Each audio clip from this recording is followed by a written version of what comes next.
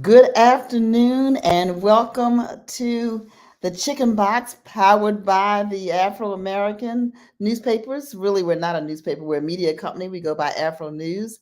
And each Thursday we come and we get on the box, yes, with two X's, not because it's X rated, but just because we have this slogan that says, "Don't be a chicken, get on the box." And if you're from the DMV area, as Ashley, my co host today, is, and our guest is, you know that a chicken box is full of wings and fries. At least in Baltimore, it is. And so, Ashley, how about in DC? You all do I a think chicken it's box? the same here too. Yes. And then the argument A about little whether bit it's of mumbo sauce. a Just little add a little mumbo. bit of All right. yes. And then it's ketchup or hot sauce as well. Um, I'm Frances Tony Draper, CEO and publisher of The Afro, one of your co hosts. And our co host, Impeccable, is traveling today, so he will not be joining us. But Ashley and I are here. Ashley is our assistant editor, as I said, based in DC.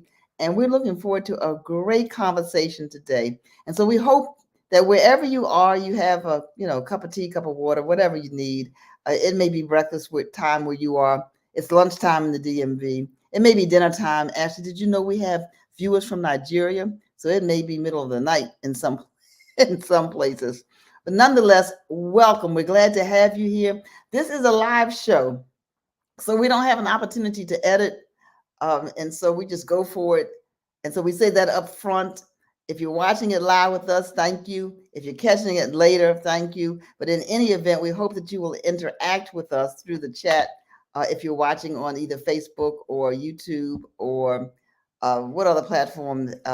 Instagram. If you're watching on any of LinkedIn. LinkedIn, if you're watching on any of those platforms, welcome, welcome, welcome. Holla back at us, put something in the chat so we know that you are there.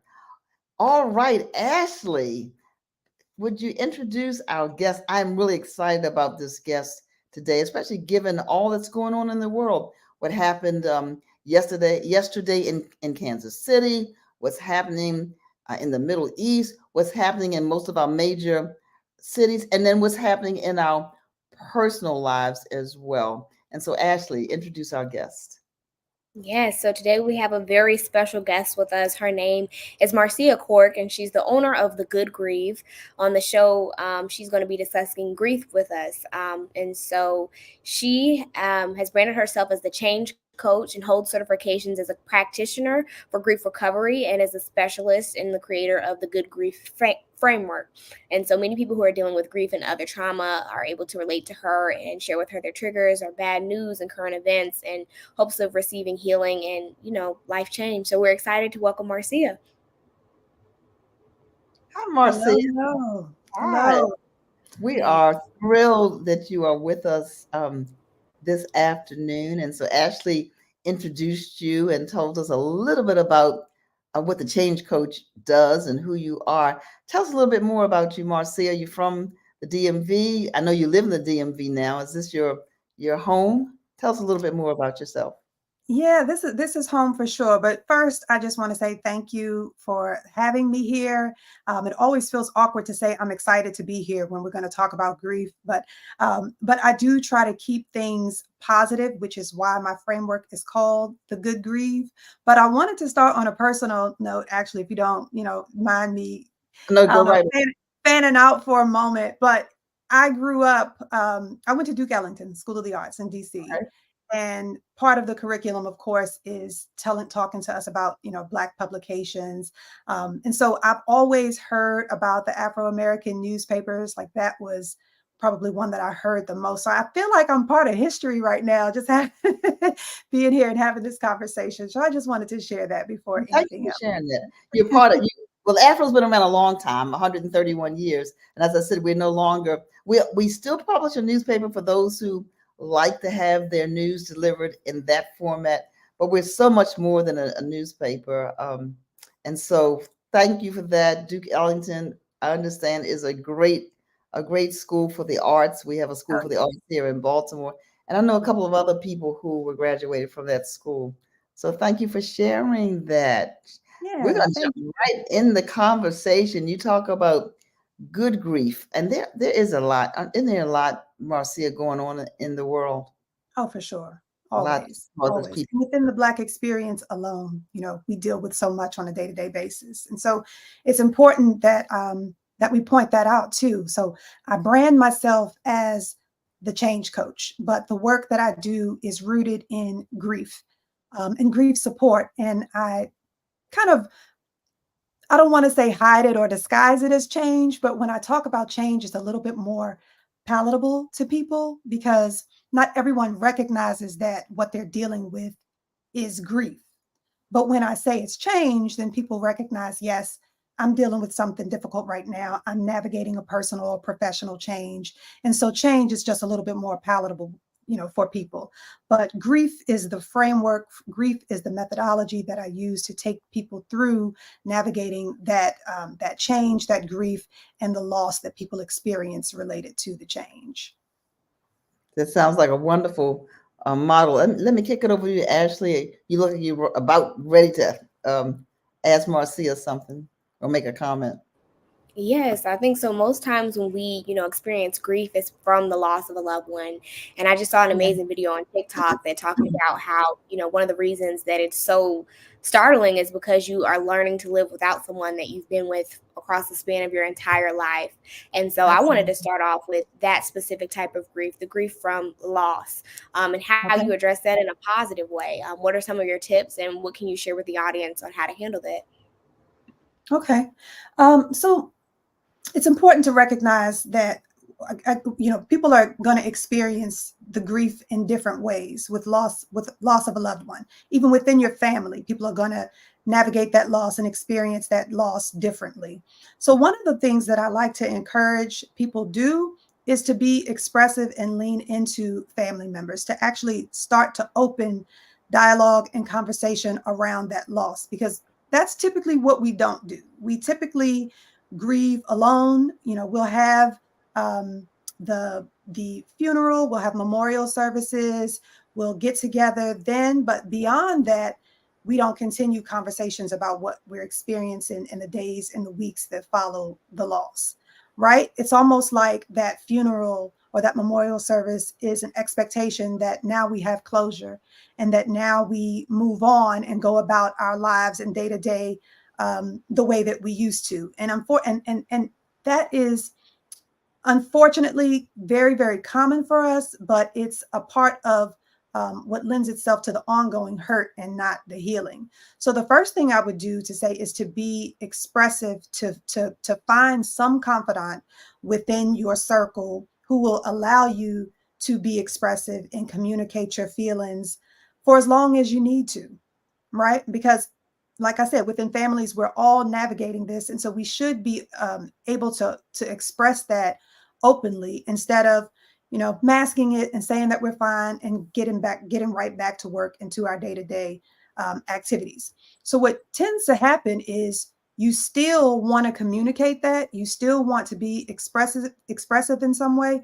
but you look to your left and you look to your right and nobody's talking about it anymore. Everyone seems to have gone back to their routines. And so you don't feel comfortable continuing to express how you're feeling, right? We jump right back into work. We might get some bereavement leave. We might take a few days, but then we get right back to work. And it's uncomfortable sometimes for people to come to the person who's experienced loss and ask them how they're doing because they feel like, okay, well, they're back at work, they're back at school. Maybe I shouldn't bring this up. Maybe I shouldn't even broach this conversation.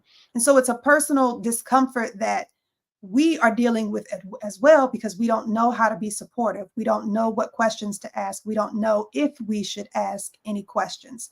So I just want to point out the discomfort and what we're already doing wrong because we've been taught for so many years to deal with grief the wrong ways. And some of those wrong ways are by diminishing the experience, avoiding the experience. I say that we have good ways of grieving, like my good grieve, but then we also have bad ways of grieving, which are treating the loss or the incident as more benign than it is, as if we've moved on. the A, avoiding it altogether. Like I said, avoiding a difficult conversation, not knowing whether we should go up and ask a person if they need any support. What are they?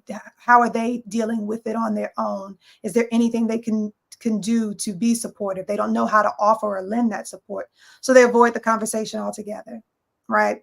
And then there's the D, which is, kind of denial about what we're experiencing and trying to move on. So those are a few of the ways that we already avoid the conversation. We try to, put that mask on and go back to our day to day.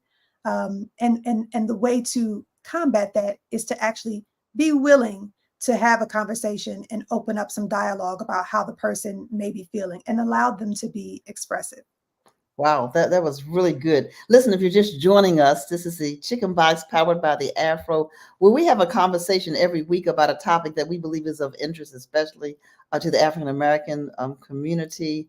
It's an intergenerational kind of conversation because we know, depending on your generation, you may even view something differently than someone who's older than you are or who's younger than you are. And so we usually have three generations represented. Today we have the two extremes. Marcia, are you Gen Z, Gen X, millennial? Where do you fall? I love this multi-generational conversation, and I actually embrace one of those terms, the Zennial, Zenial, Okay, that's because good. that is part millennial and Gen X, and so that's how I identify. I'm on the cusp of both, so yeah, I'm a Zennial. I'm going to claim Zennial today. Well, I'm a millennial boomer, so that I get it. I get it really deep. You know what, Marcy? I think the other thing that might be helpful to people. Oh, and again, if you're just tuning in, we're talking about grief. Marcia has her business, and she calls herself the change coach. She talks about change, but really it's about grief. Marcia, this may be a little, tell me if this is off topic. I don't think it is. Okay. How about when people say someone has died and they just don't know what to say, but what they do end up saying does not tend to be helpful? Let me frame my question in a positive light, not for the person who's grieving. Well, it is for the person who's grieving, but for the person who is reaching out to the person who's grieving. What's helpful and what's not helpful? Yeah. So I would say what's helpful is finding a way, or us mustering up the confidence and the courage to go to a person and say, I know this must be tough. I'm here, I'm an ear. I'm an ear when you need it, or I'm a distraction when you need it. I mentioned earlier that one of the ways that one of the bad ways that we do to grieve is to deny that it's happening or to distract ourselves. But sometimes we need that distraction, honestly, only because we need to get out of the environment that's sometimes keeping or bringing us down, and lean into our community. And so if we go out and we have we have a little retail therapy here and there, or some side conversations over coffee or something like that, just to take us out of the environment that we're in, sometimes that's an amazing thing. So we can start by saying, I may not get this right, because people actually expect me to get it right. As someone who provides grief support services, I may not always say the right thing to match the mood and the moment, but I can say, I may not get this right. I might not understand 100% how you're feeling. There's no way I could, but I'm here to offer support if you need it, when you need it. If you just want to talk, I'm an ear. And just allow that person to express and emote however they need to. That's great. Right. I want to give a shout out. Hey, Jewel. And I think we had Jermaine on. And so, and people are logging on from all over the place, and they'll log on later as well. Yeah, but you are right. I know, because people will say, I know how you feel, when they really don't know how you feel. Yeah. We have no, even if it was a similar situation. Even if I lost my mother and you lost your mother, I lost my mother 2 years ago, you lost your mother this year. And I said, well, I know how you feel because I just lost my mother. No, you lost your mother. I don't have any idea really how you feel. Or we try to spiritualize it. They're in a better place. God needed another angel. No, he didn't. But, we try to spiritualize it as well. And And these are so, all very, very common phrases that feel like the right thing to do because we've heard it so many times in our life Right. from people, right? But there's no right way to do it, other than just to act out of kindness and empathy, and the person on the receiving end will understand that you mean well. So just offer to be an ear first and foremost. Offer to be an ear and to ask them what they need, and then just allow the person to communicate what kind of support, um, what kind of support they might actually need. And So just being present. Go ahead, Ashley. I just wanted to follow up on that and talk to you personally if you're comfortable enough with sharing about, any losses that you might have experienced in your life and how it has sort of shaped the work that you're doing with other people now and your approach to helping them be open and honest, but also being sensitive to their emotions and feelings. Sure. So my work started. You couldn't have told me that I would be in grief support, so to speak. So my personal story is in about 2015, my marriage was starting to decline. So I was navigating a separation. Um, I had also been a stay-at-home mom for many years by then, since 2009. It was an accidental stay-at-home. I didn't intend to be a stay-at-home mom. I was still consulting alongside, so I was still working in my industry, but I was at home consulting on the side. So a lot of my identity was tied to my career and where I expected I would be in my career. And because I became an accidental stay-at-home mom, that really curbed or stalled my career. So there was this loss of identity attached to that, and not really having formed a solid identity as a stay-at-home mom. So it was navigating those two things. And then going through this separation, being financially destitute, more or less, and having to then look to building myself, rebuilding my career, and doing this at a time where I can barely afford myself, let alone two kids. So it's the combination of the marriage separation, feeling financially destitute, and then having a really, really hard time getting back to work, which I didn't expect because I had been shining in my career up until that point.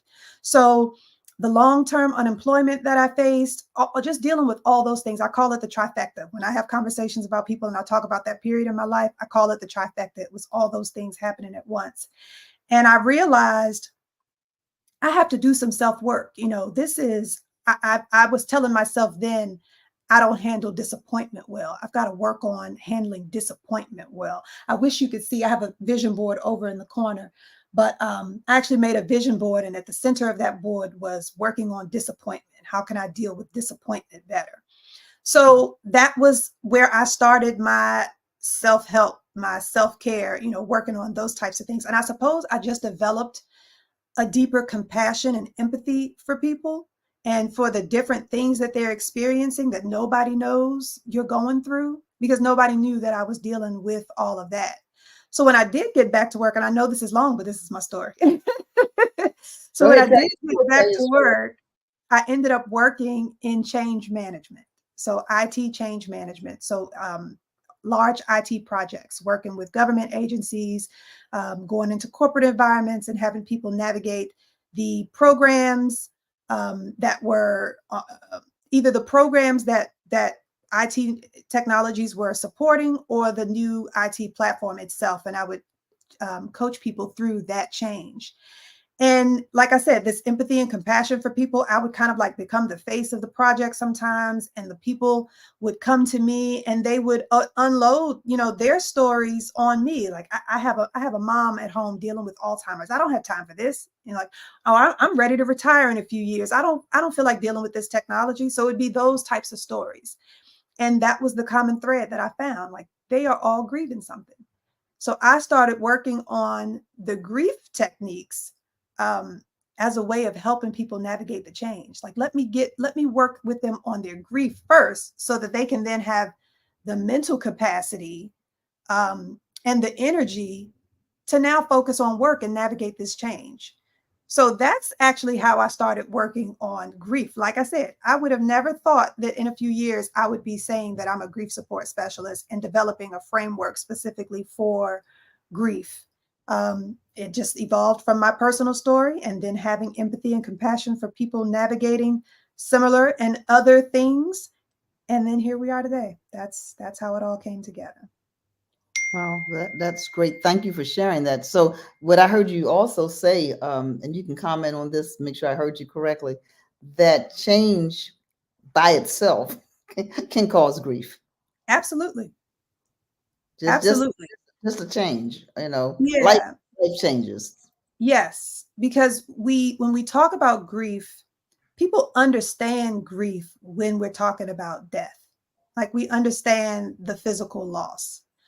And sometimes with divorce, people understand grief around death and divorce, but they don't understand intangible losses. They don't understand things like I mentioned earlier. You have a parent who's navigating Alzheimer's, so you're grieving not just the hardship that you're dealing with as you navigate dealing with an aging parent, but also the loss of that identity and that relationship that you formed as you see this person transform in a way that you can't prepare for, right? So you're navigating the change in your relationship. You're navigating the change in those memories and the expectations that you still have for that relationship.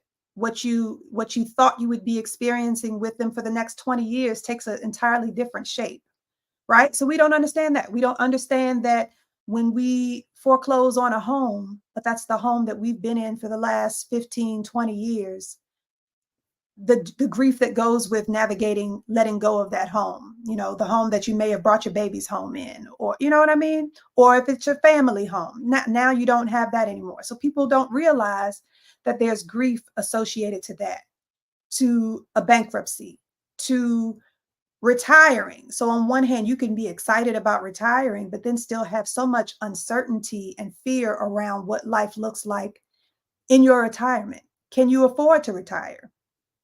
Were you laid off? Was it a forced layoff?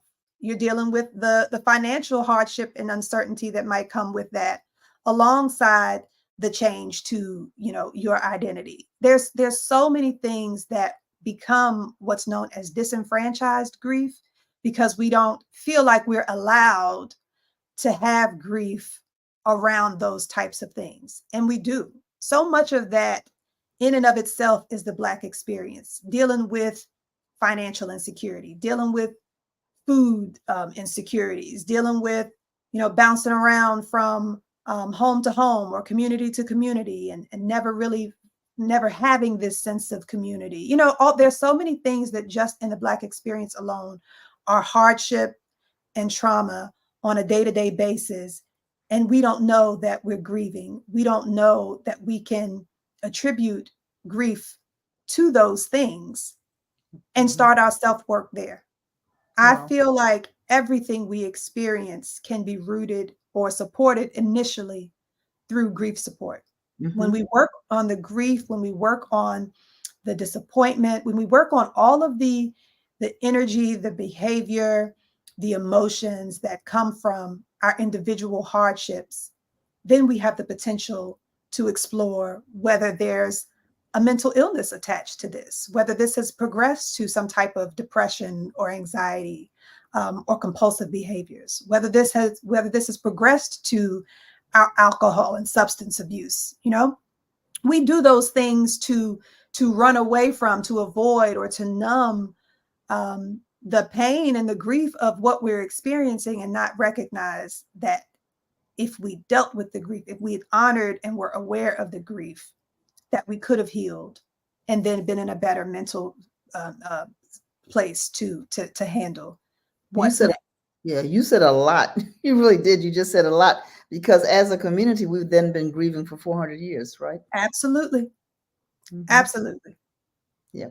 The, Yeah. the yeah, just the uprooting of from our homeland, and forcing, the forcible enslavement of Yes. people. I That had to be a traumatizing grief, and it's still there now. Always. Yeah.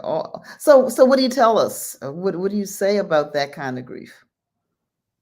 Well, it's the same practice, the same formula, but it starts with recognizing that what you're experiencing on a day-to-day basis is hardship or trauma or some sense of intangible loss, that does require, or you're allowed to experience the grief and then start your healing journey from that point. You know, like I said, so much of the Black experience is that, well, if you have been looking for a job that allows you to have a lifestyle where you can actually afford to do things and enjoy if all you do on a day-to-day basis is look for steady work, then you are 100% focused on that.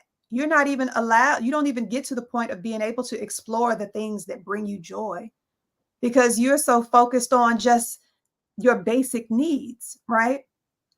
So it starts there. It starts with allowing yourself to feel what you feel, to be expressive in that, and start the healing journey. So I can, if the question is, how do I know what I'm dealing with is grief?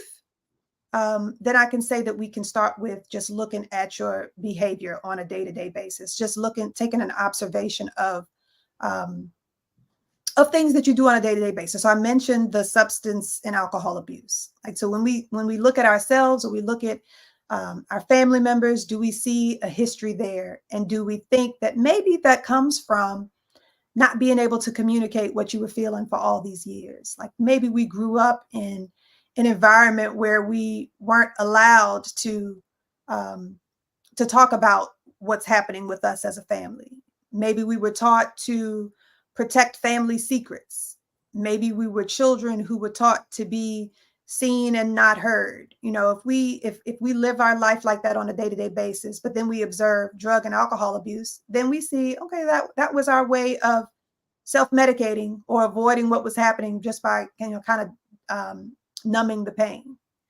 If we see people are hyper focused on their career, always you know, feeling like they're juggling a lot of things because they don't ever want to have those moments where they're forced to think and assess and reevaluate their lives. Some of those behaviors, when we look back at our life and our lifestyle and the events that we've experienced over the years, we start to make some observations of why we do what we do.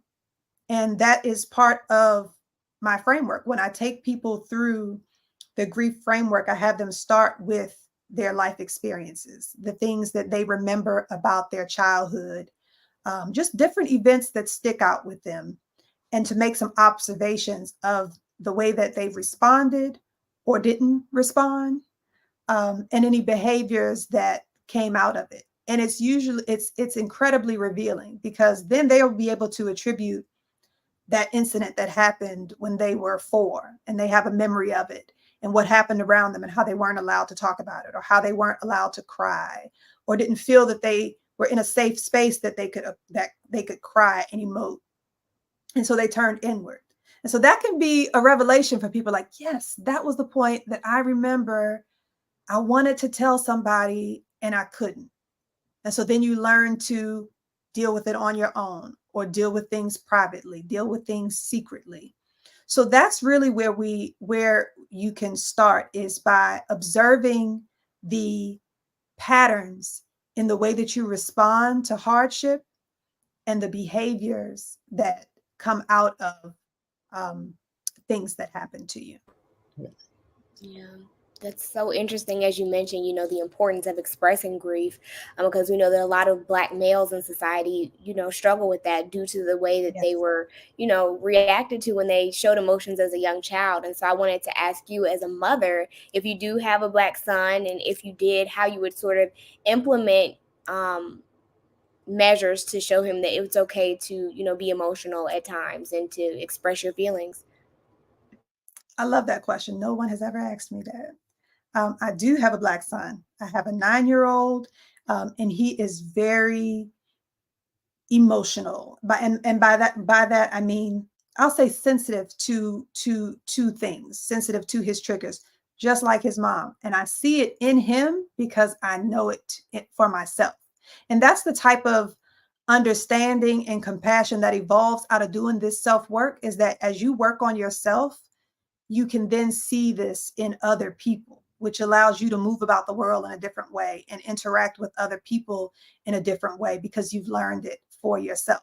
So I teach him to be expressive. I allow him to be expressive. And I'll admit, and I know there's a lot of people, listening to this, if it makes its way back to my husband, but we always bump heads on that because he doesn't like how sensitive he is, or that I allow him to be that sensitive and to react and respond the way that he does. But I know this is helping him long term. And it also has instilled in him a level of compassion that I don't always see in other children.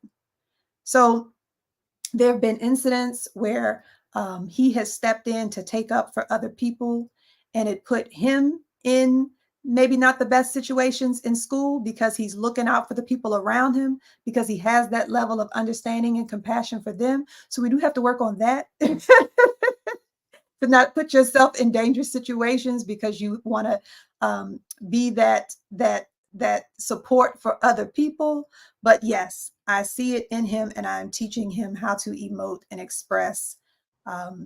Because sometimes when you are that sensitive, like I mentioned earlier, not handling disappointment well, if you don't express it, it really, really brings you down. It takes a toll on you. And I think I was that person for so much of my life where I just absorbed everybody else's energy, and I had that compassion for them, and it just would just be so heavy on me. And so in doing this kind of work, I have to protect myself, even as I hear so many stories, and I have that empathy and that compassion for them. So it's definitely a fine line to walk, but it is powerful when you are aware of that, when you have that type of emotional intelligence, how important it is to express and emote. Wow, emotional intelligence. Yeah, break that down a little bit. Maybe some of our viewers are not sure what you mean by emotional intelligence. Well, we're actually starting to see it in schools a lot more now too. You'll hear social and emotional learning, right? You'll see that acronym SEL. And that's what those programs are designed to do, is to teach young people how to be more communicative, to be more expressive, to draw some conclusions based on the behavior that they see other people demonstrating, and the emotions that they see on other people. So when we are able to internalize that and have that compassion and understanding, that's what's developing us into better people, and then ultimately better partners, when we enter relationships, and better team members as we enter the workforce, and better leaders as we become leaders, is to have that emotional intelligence instilled at us at a very young age. And that's why you see so many programs now in schools with that social and emotional learning. So it supports that that intelligence IQ that we talk about much later in life. So it starts young. It starts with us being able to observe what's happening with the adults in our lives, and to be able to be inquisitive and curious and expressive then. So it's so important for the adults around us, and now we're the adults, to instill that in young people, to allow the young people in our life to have a safe space to land and emote and express and all of that. And so it becomes this ongoing reciprocal learning. And I know you like that with the multi-generational conversations. We can get better at it by supporting people around us, and by making those observations about the people around us, and then seeing it in ourselves. And so that goes back and forth. That makes a lot of sense. One of our viewers, Dolores, and hi, Dolores, glad you're on. She said a lot of times we don't have the language to express our emotions. Yeah, we have the emotion, we have the feeling, but we don't have the language to express it in a way that we're heard, or in a way that doesn't create more emotion or pushback or counter emotion. Mm-hmm. I like that. That was Dolores. Thank you for that. So I guess there's a couple of things that I can point out here. So if I can talk about the framework for a bit. Well, this is Chicken Box. You can talk about anything you like. Go ahead. Anything. Okay. So in the books, within the framework, I have a process where I walk people through. Well, I'll start with the timeline and history of the events. So in full, in walking through the framework, you are walking through the grief. I actually have the acronym for that. So I start with the timeline and the history of events, which I mentioned earlier, where you're kind of going back and looking at a lot of different events that took place over the course of your life. And this is where, for the first time, you will sit down with these thoughts and with these flashbacks and identify what impact did that have on me. And I have you rated on a scale of 1 to 10, the positive impact or the positive emotion around that, or the negative impact and the negative emotion or memory around it. So there's no right words. It's not about words. It's just about identifying for the first time that there was an impact. So you can write that down, almost like a journaling exercise. What impact did that have on me? What behaviors came out of this? And then let that one event take you to the next event, and let that take you to the next event. And you will start to observe some pattern of behaviors that came out of all of these events. So when you get to the end and you realize how many things have impacted your life in some way that you really hadn't ever thought about before, you hadn't ever connected the dots before, you do that, and then you're able to see, I went through all of that. Then the people around me have experienced these types of things too. And that's where that compassion and that empathy starts to, starts to aid you in navigating your relationships. Is that as you do the self work, then you become a better person and a better, partner, a parent, a adult, just being overall, because you have this type of understanding now. So it's about first observing this within yourself. So we don't need the right words for that, right? We don't need the right words for examining that for ourselves. But then it causes us to do a deeper dive. And this just kind of happens organically. We want to do a deeper dive and explore. And as you go through the book, I do have exercises for identifying feelings and emotions. There's an emotional atlas. Actually, I can actually try to share the link before we go, or if not, if you want to put it in the notes for the replay. But there's an atlas of emotions. Okay. I think it's atlasofemotions.org.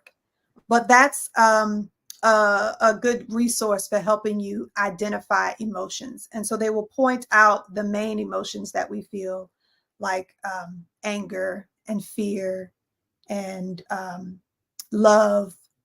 And then from there, all of the different ways that this fear will present itself. And there'll be a list of words that you can, that you'll be able to find and identify for your feelings under that umbrella of fear, or under that umbrella of love and joy, or under that fear of under that umbrella of anger.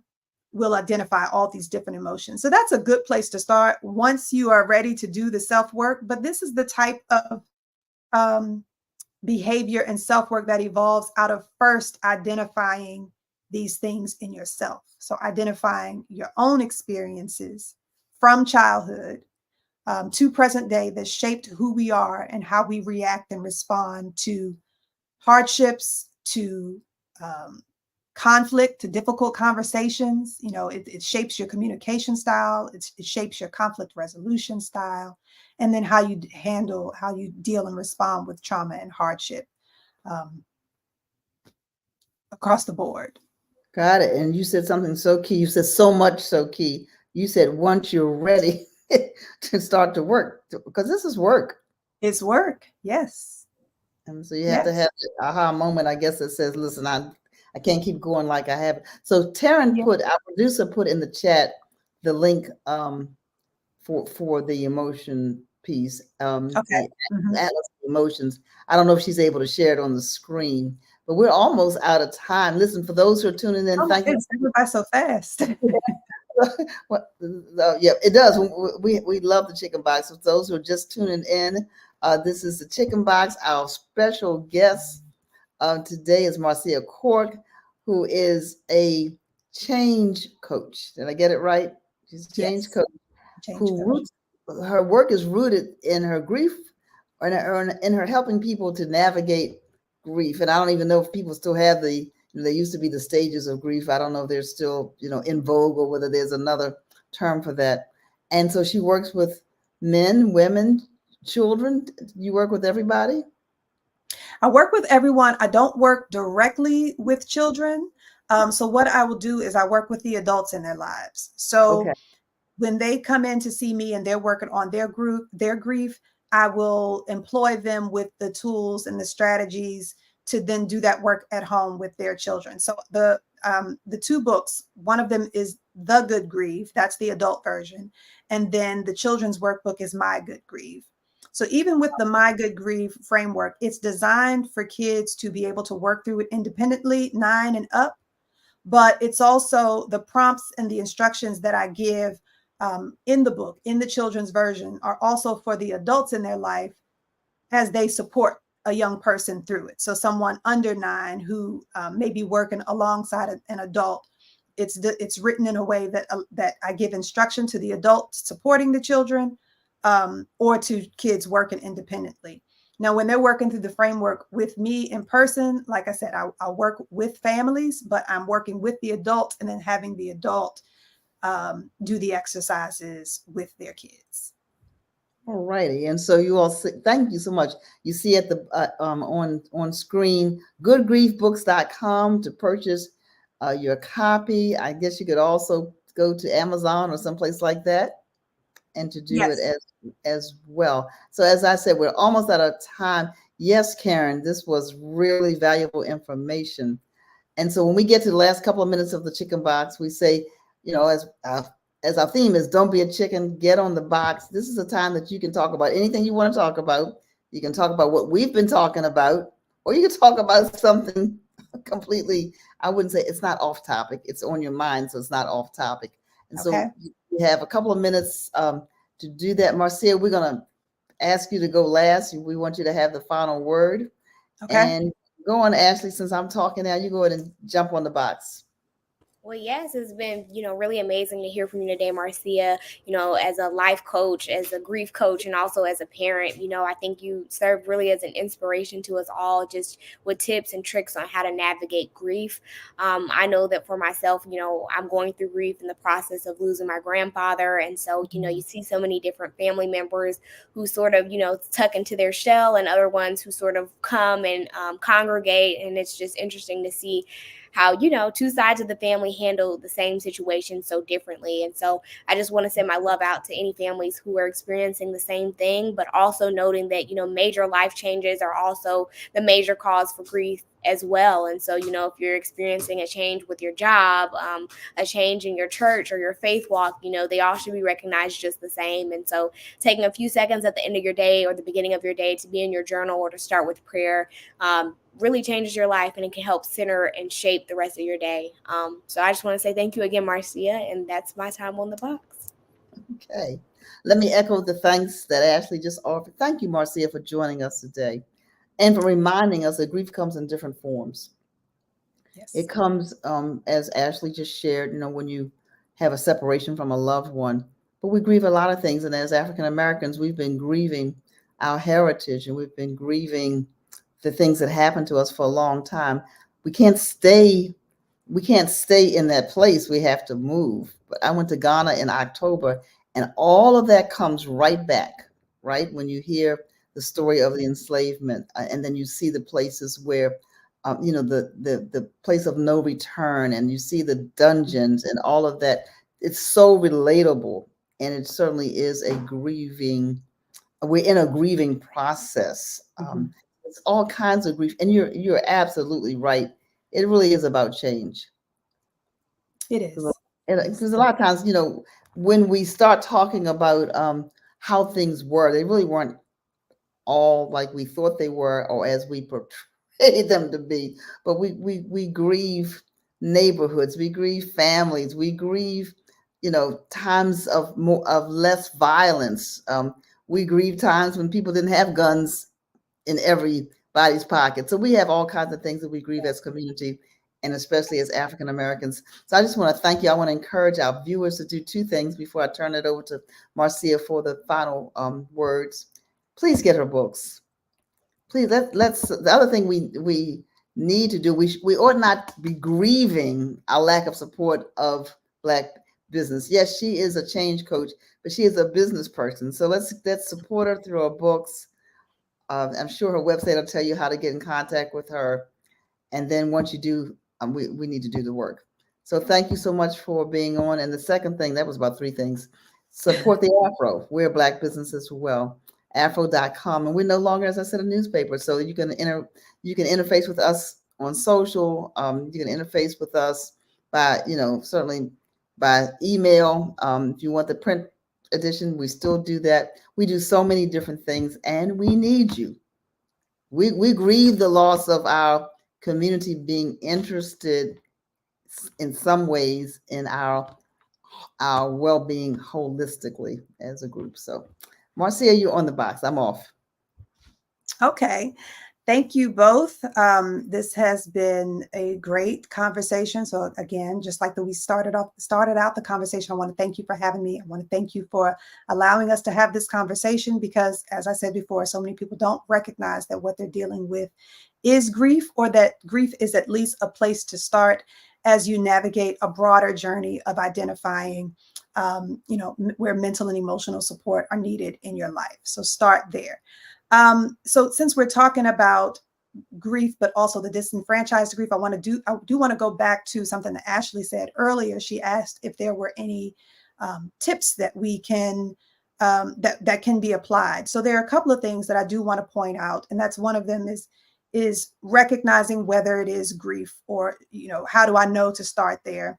And to that, I would say to look for those changes in your behavior, or look for those changes in your loved one's behavior. If we're talking about a child that may not be navigating something, or a family member that might be navigating something, look for the changes in their behavior. So if you start to observe that someone is doing significantly more of, or significantly less of something that they used to do, then that would be an indication that they're experiencing something where they would need grief and emotional support. So, for example, if you find that you are sleeping more or sleeping less, right? So if you develop insomnia, or if you now feel lethargic and all you want to do is sleep, now that would be a drastic change, right? To observe now changes in that sleep pattern.